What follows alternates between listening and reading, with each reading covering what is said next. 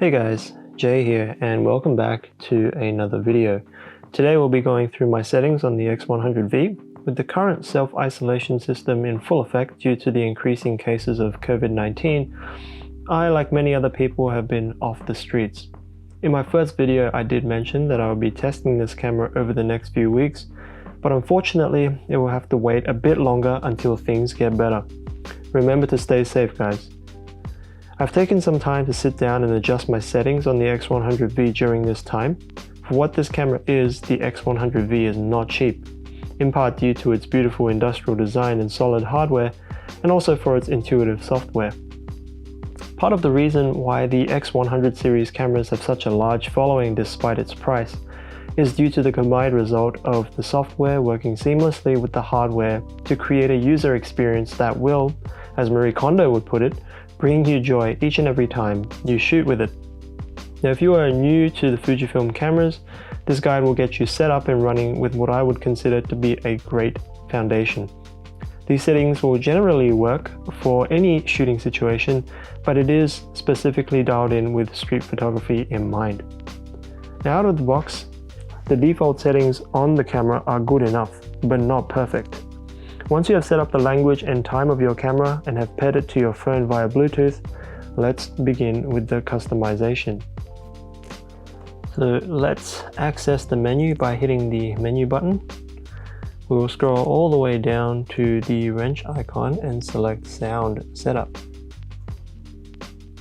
The X100V is a nimble and discreet street camera, but the last thing you want is for it to make any sort of digital noise during operation. So I like to make sure that all the sound settings are set to either off or 0. So the only thing you should hear from your camera now are only the mechanical components. Next, we will go back up to the first icon, IQ, and we'll work our way down. Now, image quality I like to set to fine plus raw. This means that every time you take a shot, it will save out both a JPEG and a RAW file.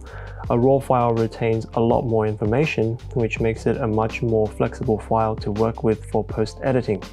JPEGs are for when I am lazy to edit and just want something uploaded quickly, but having a RAW file as a backup gives me the option of more extensive editing should I feel the need to later on. For RAW recording, I tend to choose lossless compressed, as it will cut the file size of RAW files by half while not compromising on the quality of the RAW file. This is great if you have limited memory card storage space. The next thing we have is film simulations, which is a trademark feature for Fujifilm cameras. Each simulation offers a unique look for your images, but keep in mind these simulations only apply to JPEGs and only serves as a visual stimulus when you are shooting via the electronic viewfinder. It's a very subjective feature and it probably deserves its own video. Let's head into the AF/MF icon and scroll all the way down to MF Assist. I like to switch it from standard, which is the default option, to focus peak highlight, and set the highlight color to red high. Right, let's go to focus check, and I like to have it set to off. What focus check does is when I set the camera focus to manual mode and I turn the control ring, it will automatically zoom into the focus area to aid you with focusing. The red artifacts that you see on the screen is the focus peaking. The more artifacts in an area, the more in focus it is. By turning off the focus check, when I rotate the control ring, it will not zoom into the focus area, but you still have the option to do so by pressing down on the back dial. Now we'll go into instant AF setting, and I chose autofocus continuous. What this does is if you are in manual focus mode and you hold the AEL, AFL button at the back of your camera, it will engage continuous autofocus and it will continue tracking the subject or whatever you have in focus. It's pretty useful if you shoot on the streets and you you're set in manual focus mode and you don't have time to change settings. Moving down to AF range limiter. By default, it's set to off, but this can be a powerful tool for shooting on the streets. You can select a set distance range that you want your X100V to focus to. The camera will not focus any closer or further than the range you have set. Depending on how narrow your range is, it could allow the camera to focus faster if you didn't specify anything, as it will only search within its given limits. Remember, your camera does not have AI, it does not know how you shoot, so the more specific commands you give it, the better it can carry out your tasks. To set the focus range, let's go to Custom, Set, and you will now see your current scene and manual focus is activated. Using the control ring, focus on the closest distance. When you are done, hit OK, and now select the furthest distance. Once it is in focus, hit the back button. The camera has stored this as a custom setting. So with this selected, if I try to focus on the scene here, I have wide tracking enabled. It will only focus within the range I set. And this is a very powerful tool, but if you have never used this feature before, it will take some time to get used to. I highly recommend taking the time to play with this as much as you can. Alright, moving on, we have the touch screen mode. With the removal of the D-pad, the only option to access the 4 extra custom functions is by swiping in the 4 directions on the LCD screen. But by default, the setting is set to touch shooting. And in order to access the swipe custom functions, you need to disable touch focusing first. This is annoying, so I set touch screen mode to off by default. This doesn't mean that the touch screen is disabled, it just turns off the touch to shoot or focus. You can still access it by tapping on the tab, the tab right in the upper corner here when you're shooting. Okay, let's move on to the camera icon. Scroll all the way down until you see photometry. There are 2 modes that I use for most situations, and especially for faster paced street photography. I have it set to multi. This lets the camera decide the best exposure by analyzing the entire scene and is generally the safest option to have. If you want more control over your exposure, the setting I would recommend is spot metering. This camera will calculate the exposure based on where you have your focus point in the single point autofocus mode.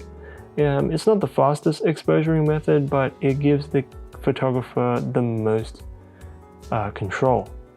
Now for shutter type, I tend to leave it on mechanical shutter. There are much more benefits to shooting mechanical shutter over electronic on the X100V. The electronic shutter's benefits are that it is completely silent and can shoot at a faster than 1/4000th of a second. And this is a great feature to have on a body like, say, my Fujifilm X-T2, which has a louder mechanical shutter. But on the X100V, the leaf shutter mechanism is almost inaudible, and the camera has a built-in 4-stop ND filter, which, when in bright sunlight, can help bring down the shutter speed to within the mechanical shutter's limit.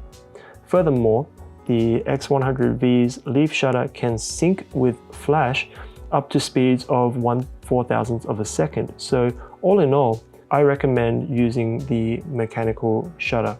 The auto ISO settings we will leave for now. I might make another video on customization of the ISO.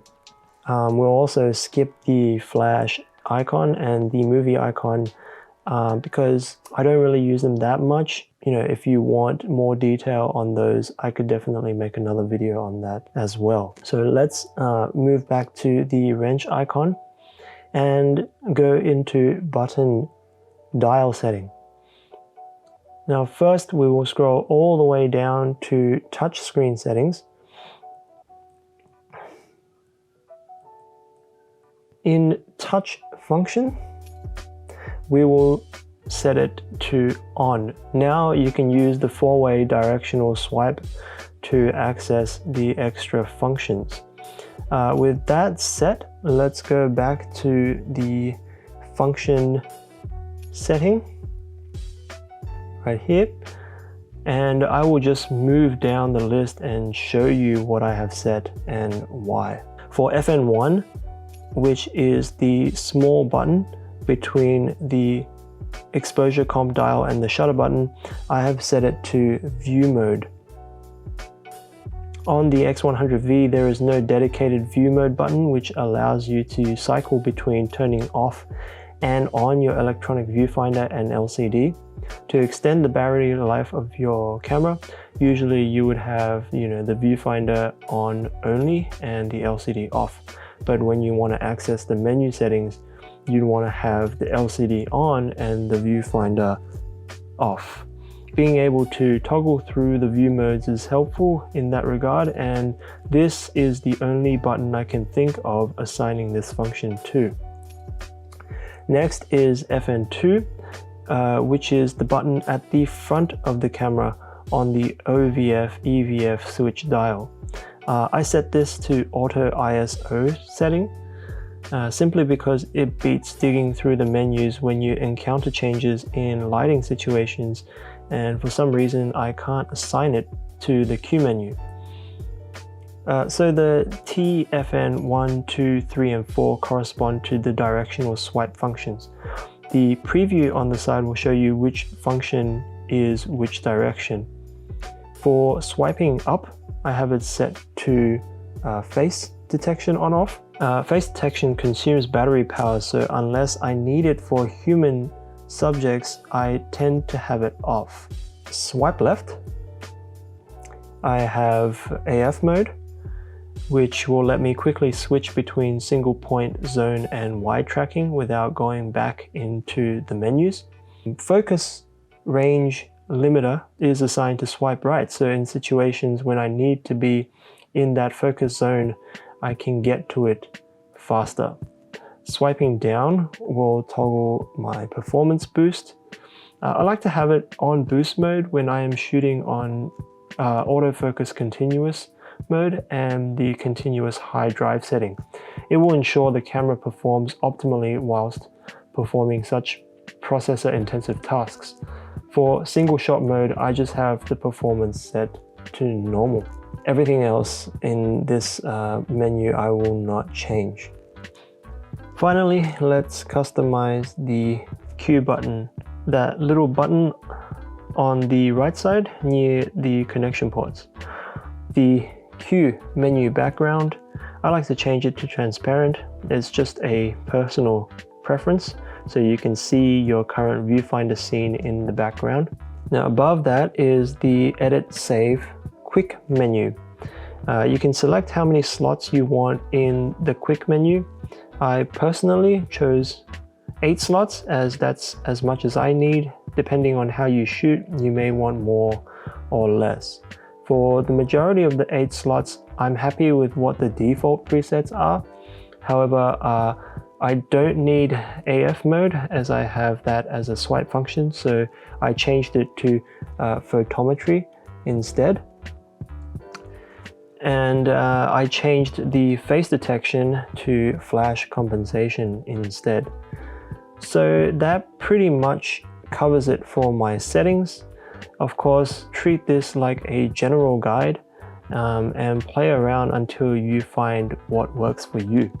I would like to talk more about my auto ISO settings and also delve a bit more in depth on the Fujifilm film simulations, as I feel like they are an important part of the Fujifilm shooting experience. So if you guys are interested, let me know in the comments section below. Thanks for watching guys, and until next time.